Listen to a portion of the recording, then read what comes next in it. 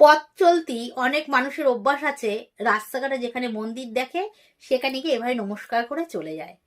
এইভাবে নমস্কার করা অনেকে বলছে উচিত নয়, সেই বিষয়ে কিছু বলবো।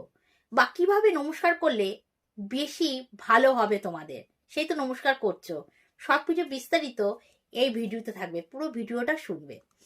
দেখো, প্রথমে বলি, যারা রাস্তাঘাটে মন্দির দেখলেই এরকম করে হলেও নমস্কার করে, তার মানে সেই ক্ষণিকের সময়ও সে ভগবানকে স্মরণ করেছে এবং তার মনে এসেছে যে আমার ভগবানকে নমস্কার করা উচিত, তাই জন্য সে নমস্কার করেছে। তার কিন্তু একটা ফল আছে, কেন সে ভগবানের মুখের পানে চেয়েছে এবং তাকে প্রণাম জানিয়ে গেছে। কিন্তু এই প্রণামটাও আবার বেটার হবে সে যদি এইভাবে প্রণামটা করতে পারে।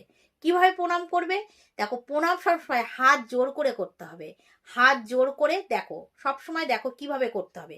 এই যে বুকের কাছে হাতটা রাখতে হবে, রেখে তারপরে বুড়ো আঙুলের সাথে বুড়ো আঙুল, প্রত্যেকটা আঙুলের সাথে আঙুল যেন টাচ টাচ থাকে, দেখো এরকম যাতে হয়, একদম সমান করে বুকের কাছে রেখে এই যে মুদ্রাটা আমি করলাম, এই মুদ্রাটার নাম হলো অঞ্জলি মুদ্রা।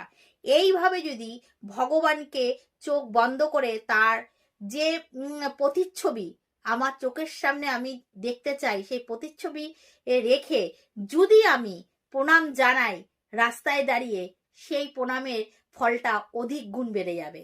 আর যখনই প্রণাম করবে সবসময় এরকম অঞ্জলি মুদ্রায় বুকের কাছে হাত রেখেই ভগবানকে প্রণাম জানাবে। এটাই হলো সঠিক প্রণামের নিয়ম।